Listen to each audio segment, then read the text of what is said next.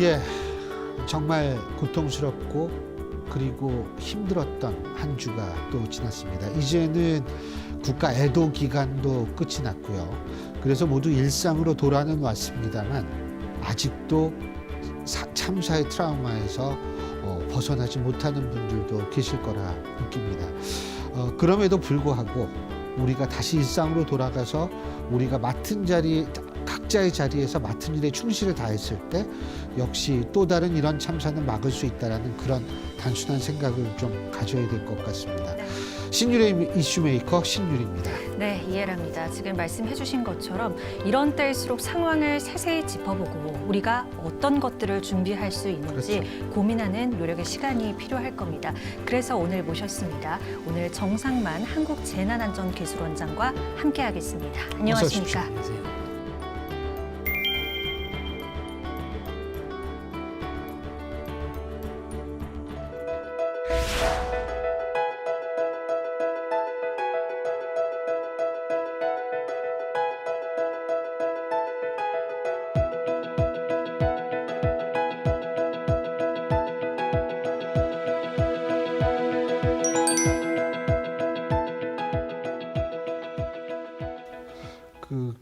일단은 이거 좀 전문가로서 여러 가지 착잡한 심정으로 보셨을 텐데 말이에요. 그죠? 이번 참사요. 네, 뭐 지금도 이거 믿어지지가 않습니다. 뭐 밀폐된 공간도 아니고 어떤 그 도로에서 150명 이상의 그 인명사고가 발생할 수 있다는 것이 믿기 어렵고요. 또 우리가 뭐 여러 참사를 겪고도 우리나라의 이 재난관리 시스템의 작동이 후진성을 면치 못하고 있다 이런 생각을 하게 됐습니다. 예.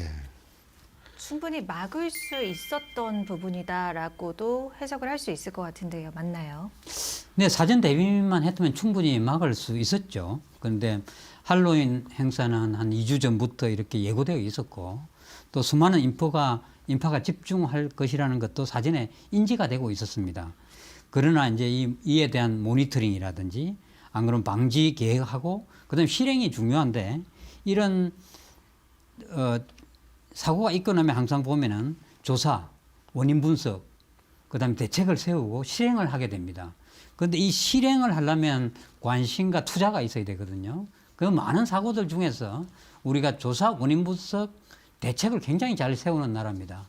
그런데 실행에 있어서는 투자에 너무나 인색하기 때문에 이런 상황이 계속 반복된다 이렇게 생각하고 있습니다. 그러니까 원인 분석도 중요하지만 그거를 토대로 해서 참사가 발생하는 걸 미연에 방지하기 위해서 투자도 필요하다 이 말씀이신 거죠? 투자가 많이 필요한데요. 네. 예를 들어서 이제 뭐 우리가 사전 대책, 사후 수습 이렇게 하면은 사후 수습은 어떤 나라도 대체적으로 할 수가 있습니다. 수습을 해야 되니까. 사전 대책은 약간 선진국이 잘 하는 것이잖아요. 사전 대비는 예방과 대비인데 예방과 대비는 돈을 투자하는 데 있어서 좀 더 많이 하는 나라일수록 재난관리 선진국이고요. 적게 할수록 재난관리 후진국이죠. 그런데 우리나라는 한 70% 정도가 대응 복구에 하게 되는 거고요. 예방 대비를 한 30% 정도 하고 있으니까 50% 정도도 안 되니까 약간 후진성을 면치 못하는 것이고요. 왜 그러면은 대응 복구에 더 많이 투자를 하게 되느냐? 그게 눈에 보이는 거고 생색이 나는 거거든요. 예방 대비는 그게 보이지 않고 꼭 뭐가 손해보는 느낌을 갖게 되니까 현재 상황에서는 아무리 예방 대비를 잘해도 칭찬 안 합니다. 그러다 보니까 여기에 종사하고 있는 재난 관련 이런 그 공무원이라든지 기타 공공기관 이런 사람들이 그 부서에 있기를 원하지도 잘 않습니다. 빨리 떠나려고 하죠. 그러다 보니까 그것이 잘 될 리가 만무하죠. 그 타 국가들은 어떤가요? 우리나라는 그럼 지금 예방 대비 한 30% 정도를 투자하고 있다라고 말씀해 주셨잖아요. 타 국가들 현황은 어떻습니까? 네, 뭐 약간은 이제 우리보다 좀 못하는 나라들은 우리보다 적게 할 수도 있겠죠. 물론 뭐 그렇죠. 인프라가 안 되니까. 아까 이제 우리나라가 선진국형이다라고 선진국이- 말씀하셨던. 그렇습니다. 선진국이니까. 그러다 보니까 네. 이제 대체적으로 뭐 그냥 일본만 이렇게 예를 들면 미국하고 뭐 비슷하겠지만요.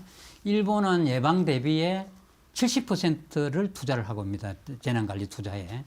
그런데 이제 30%를 대응 복구에 투자를 하고 있거든요. 그래서 우리가 재난 관리에 있어서는 선진국이다 이렇게 꼽는 것이죠. 그런데 이제 제가 이렇게 말씀드리면은 그러면 우리나라의 대응 복구에 해당되는 돈을 갖다가 예방 대비로 땡겨야 되나 이런 얘기를 하시는데 전혀 그렇지 않고요.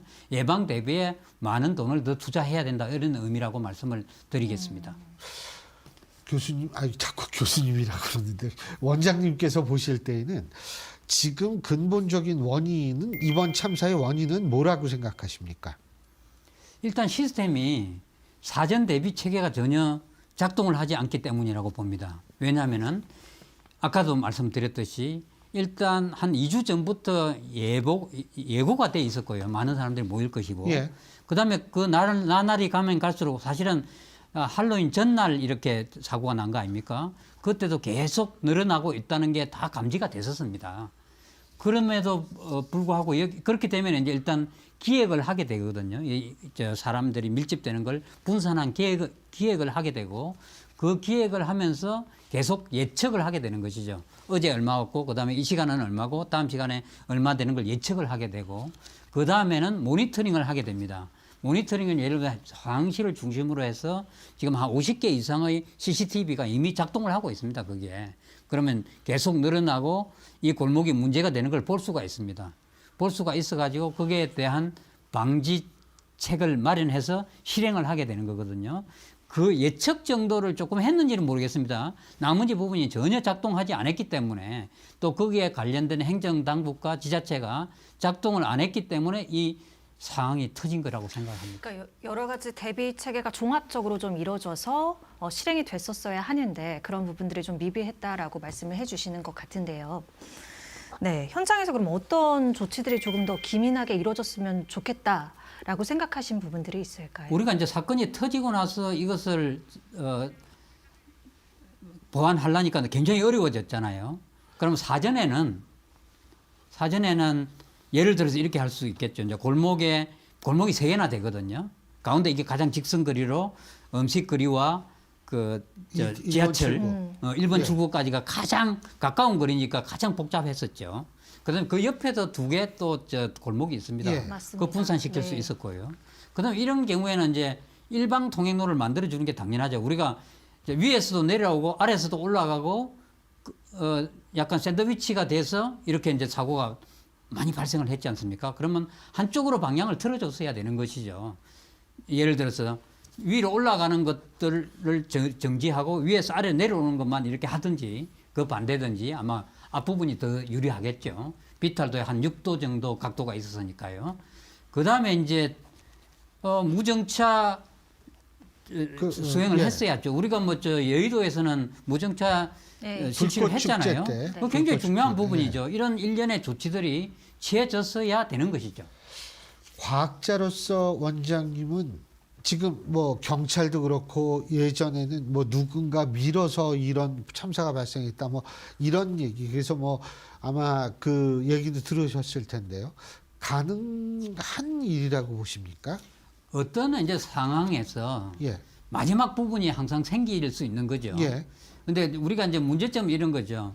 다른 큰 지금 프레임, 우리나라 전체 예방, 대비, 대응, 복구의 재난관리 시스템이 제대로 작동했는가에 초점을 맞추고 그거에 대한 문제점을 파악하고 대책을 마련해서 실행을 해야 되는 단계로 가야 되는데 우리가 재난 상황에서 보면 많은 부분들이 어떤 마녀 사냥을 잡는다는 것이죠. 어떤 것들이 문제 있을까? 물론 마지막에 어떤 사람이 넘어지고 그 다음에 문제가 됐을 수도 있죠. 또 뭐 경찰이 잘 적지적소에 배치되지 않았던 부분은 우리가 뭐 비난하지 않을 수 없겠죠. 그런데 어떤 하나의 꼬투리를 잡아서 그거를 집중하면 실질적으로 전체의 초점을 흐리는 게 되지 않을까 이렇게 생각합니다. 그러니까 여러 가지 요인이 있을 수 있지만 하나만 가지고서 부각시키거나 그것만 가지고 설명을 하들면 안 된다. 이렇게 이해하면 되겠습니까? 그렇게 해서 자꾸 책임을 전가시키는 것이죠. 그것이 이제 책임의 전가죠. 그렇죠. 예, 예. 지금 사실 아까도 말씀드렸지만 일방통행이라든지 이런 것들 이게 사실은 용산구청과 그리고 경찰서와 그리고 뭐 이태원에서 이제 직접 상정을 하시는 상인연합회 측이라든지 이 회의를 해가지고 사실 그런 것들을 미리미리 결정을 했어야 되는데 아마 지난번에 그 이태원 지구촌 축제인가요? 뭐 네, 그거 네. 할 때는 아마 그게 좀 됐던 모양인데 이번에는 안 됐던 모양이에요. 그러니까 뭐 우리 여러 가지 이익을 갖고 있는 조직이 있는 것이지 않습니까? 그렇지만은 이제 지금 말씀하신 대로 경찰이 할 일이 있고 지자체가 할 일이 있고 또 소방서가 할 일이 있고 그다음에 이제 뭐 거기에 관련된 그 상인들의 또 연합회라든지 이런 부분들이 있겠죠. 그러면 그것들이 전체 하모니를 이루는 어떤 대책을 마련해야 되는 것이고 그것들이 그 요소들이 작동이 될 때 우리가 성공적으로 이런 행사가 될 수 있는 것인데 이런 부분들이 거의 회의는 했지만 마약이라든지 다른 부분에 또 경찰이 집중을 했고 재난 관리 또는 안전에 대한 부분이 굉장히 등한시된 부분이 있습니다. 이러다 보니까 예를 들어서 관할 구청은 주체가 없다 이렇게 얘기를 하지 않습니까? 주체가 뭐 축제가 아니라 현상이다. 뭐 이렇게 이런 얘기를 얘기까지 하면은 전혀 이 재난 안전 또는 안전 관리에 등한시했다는 이런 책임을 면할 수가 없는 것이죠. 네. 예. 누구 하나의 책임 전가를 좀 하기는 어려운 상황이다 이렇게 말씀을 해주고 계신 것 같은데 그렇지만 안타까운 건 이 경찰에 대해서 지금 초점이 좀 많이 맞춰지고 있잖아요. 네. 근데 아예 벗어날 수는 없을 것도 같다라는 얘기가 일각에서 많이 터져 나오는 게 이 신고 부분입니다. 네. 신고가 많이 이뤄지지 않았습니까? 참사가 그렇죠. 발생하기 전에요. 이 부분에 대해서는 어떻게 의견 갖고 계십니까? 사실 우리가 이제 구분을 해서 죄송하지만 사실은 이 부분을 보면 우리가 이제 행정안전부와 관련이 있는 외청이죠, 두 개가. 소방하고 경찰하고 볼 때 현재로서 보면은 소방은 어느 정도 역할을 했다고 이렇게 맞아요. 보고 있지 않습니까? 예. 경찰이 좀 역할을 못했다. 이 부분이 있는 건 분명합니다. 그거는 이제 우리가 수사기관에서 나중에 최종 수사를 하겠죠.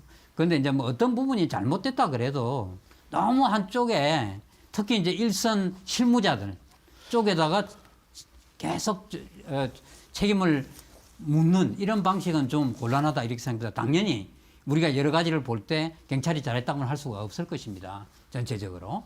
그렇지만은 그걸 갖다가 너무 아랫선에다가 이것 때문에 그랬다. 그 경찰 중에서 사실 국업 부분에서는 또 잘한 부분도 있고 시민들도 굉장히 합세를 그럼요. 해서 네. 우리가 심폐소생술 이런 것도 같이 한 부분이 있습니다. 조금 들어가는 게 늦어져 가지고 사실은 우리가 기울였던 노력에 비해서는 효과는 적었다고 생각하지만 그 정신과 그런 상황 처리는 엄청 잘했다고 칭찬해 줘야 될 부분이라고 생각이 들거든. 다른 어떤 나라에서 이 정도 할 수 있는 나라가 없지 않나 싶습니다. 근데 이제 경찰, 저도 동감하는 게 일선 경찰이라는 분들은 진짜 고생을 많이 하셨어요. 맞습니다. 네. 이번에.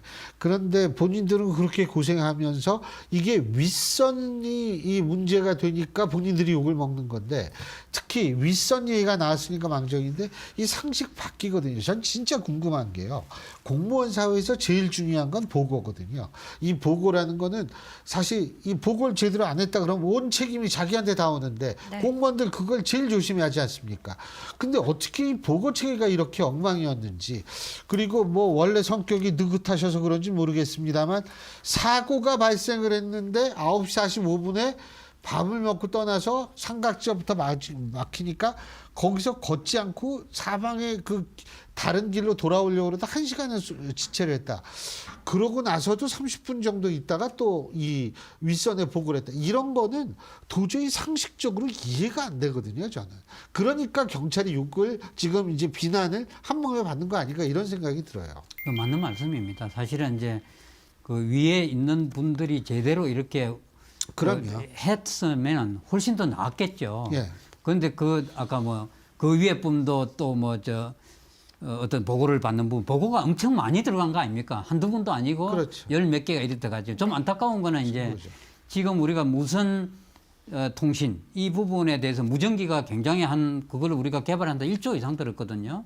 그래서 다 그 비상 상황에 비상 상황에 네. 구청 네. 그다음에 이제 뭡니까 지금 소방, 경찰 다 같이 예. 동시에 하게 돼 있는 부분이 사실은 좀 작동이 안 했다는 게 진짜 안타까운 거거든요. 그 무전기 따로 있는 거예요. 따로 있는 겁니다. 그러니까 우리가 이런 상황에서는 전기가 끊어지기도 하고 예. 여러 가지 어려움 속에 있기 때문에 무전기는 전부 작동이 제대로 되게 돼 있는데 이것이 이제 조금 꺼리는 부분도 있죠. 왜냐하면 모든 우리 각 기관에 실시간으로 사적인 부분이 들어가니까. 다 이렇게 예. 밝혀진다 이런 느낌이 있었을지는 모르겠지만 지금 이미 해가지고 많이 갖고 있거든요. 근데 그게 작동이 안 했던 거죠. 그랬으면 보고 체계가 조금 더 나았지 않을까 이런 생각을 해봅니다. 아, 그거는 그러니까 각 파출소나 이런 데 다 배치가 돼 있는 거군요. 예, 있습니다. 지금 많이 사서 다 돼 있습니다. 소방서에도 있고 소방서도 있고 구청도 다 같이 있고. 동시에 적어도 작동하게 돼 한 있습니다. 분 이상은 네.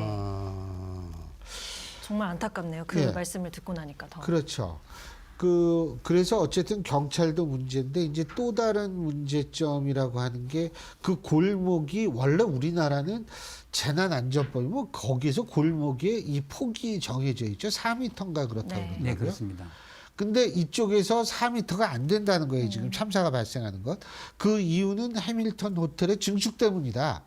이런 얘기가 있는데 그런 얘기에도 동의하십니까? 그거? 그게 이제 지금 말씀하신 대로 이제 뭐 3.2m다 하는 분도 있고 4.4m 된다고 하는데 이제 4m라고 합시다. 이제 그 정도부터는 작으니까. 그럼 그 골목이 4m를 보장을 해줘야 되는데 해밀턴 호텔에서 1m 정도, 1.2m라고 그러죠 정확하게 이렇게 나왔다. 불법 증축해가지고 예. 나왔으니까 나머지 부분에서 이제 사람들이 가야 되니까 이 사고를 일으키는 하나의 요소가 될 수 있겠죠. 더 중요한 것은 한 9년 동안 계속 한 5억 정도 돈을 물면서 그걸 갖다 시정을 안 한 거거든요. 그럼 우리가 그러면 시정을 안 했다면은 이게 벌금을 내는 것이 그냥 돈을 벌어는 것보다 훨씬 유리했기 때문에 그럴 거거든요. 올해도 5월에 벌써 시정하라고 또 명령을 내렸습니다.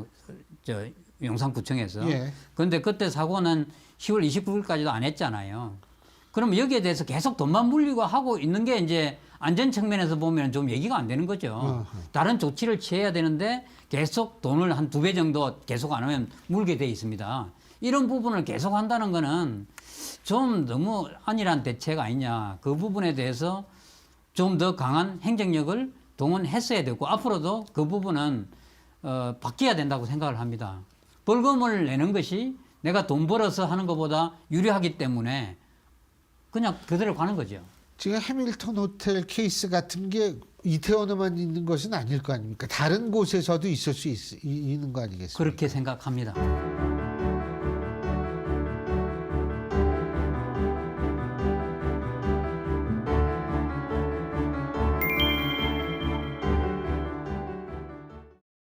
압사 사고가 이번에 처음 발생한 건 아니지 않습니까? 보니까 뭐 서울역에서도 있었고 예전 뭐 부산 우동장 60년대. 네.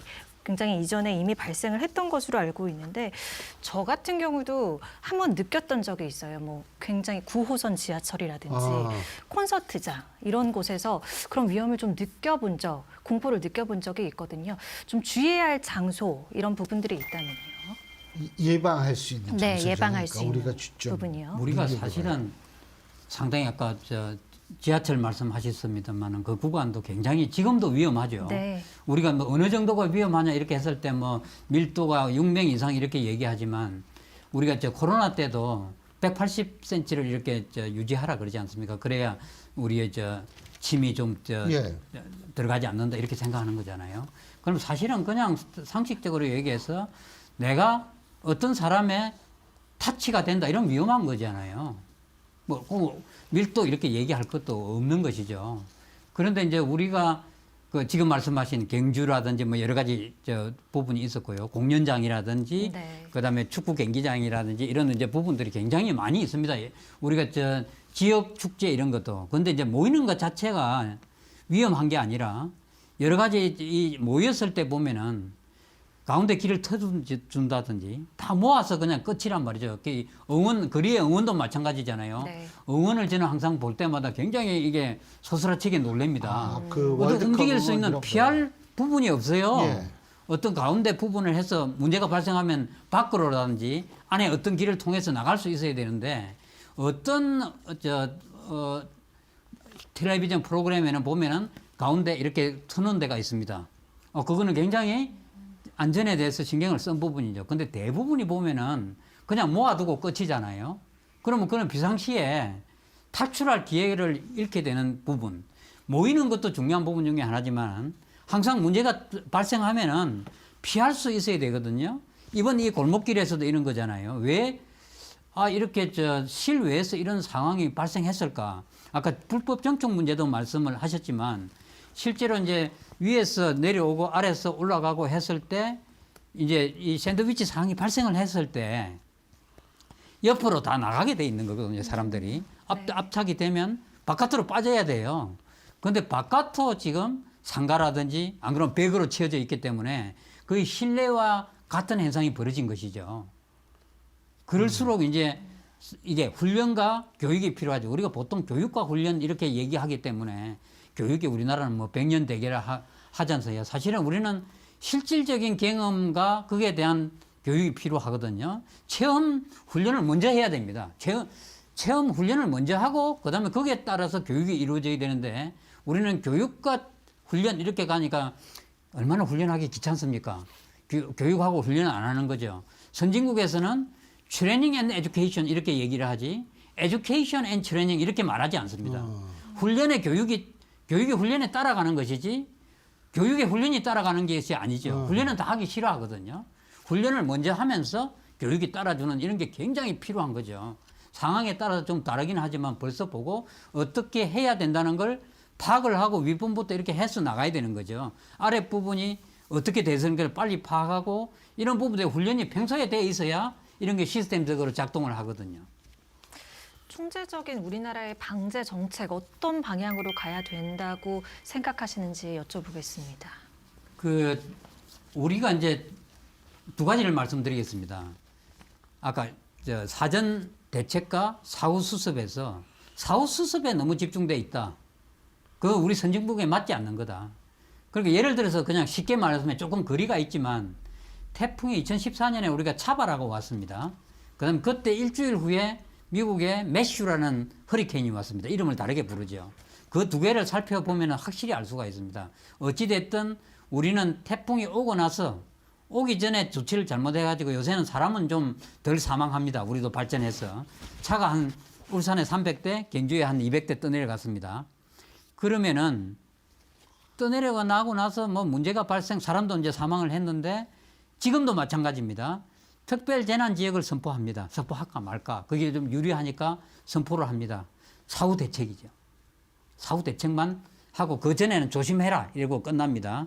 자, 미국에서 허리케인 매슈가 왔을 때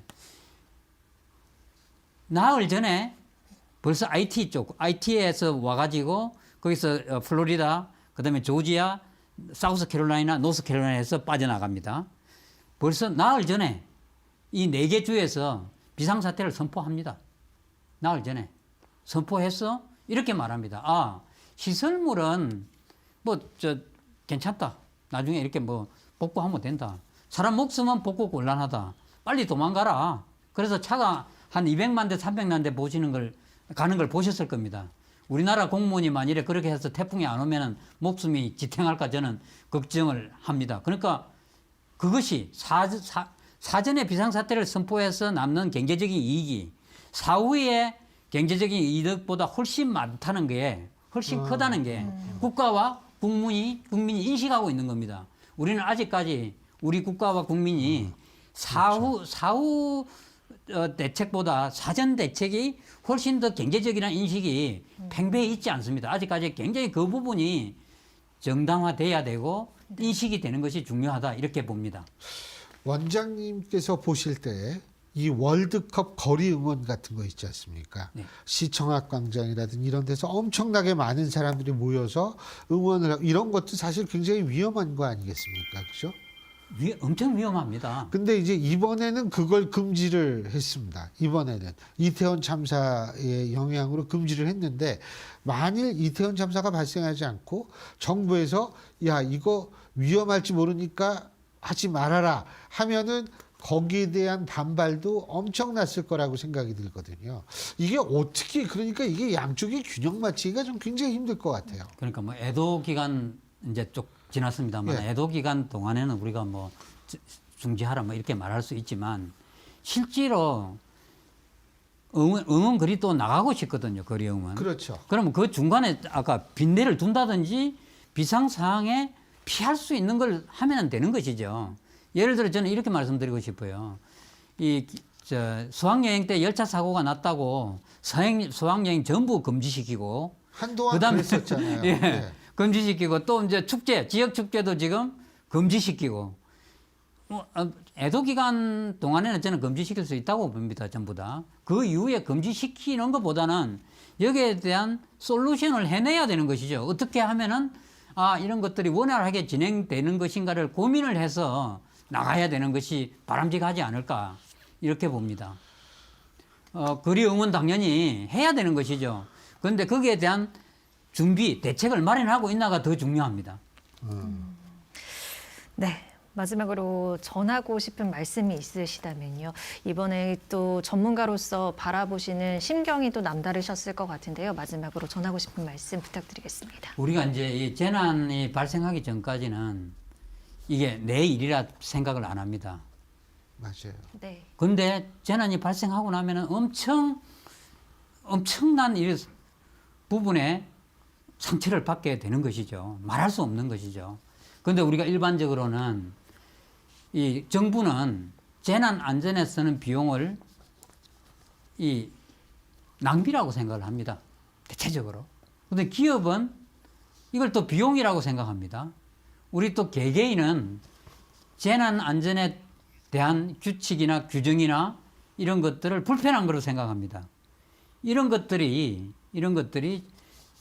우리가 나와 또 내 지역사회 또 내 가족 나가서는 안전한 나라에 살기 위해서는 재난에 대한 강화 또 여기 안전한 사회로 만들기 위해서 우리 국가 국민 모두가 이번 사건을 계기로 크게 노력을 해야 된다 이렇게 생각을 합니다.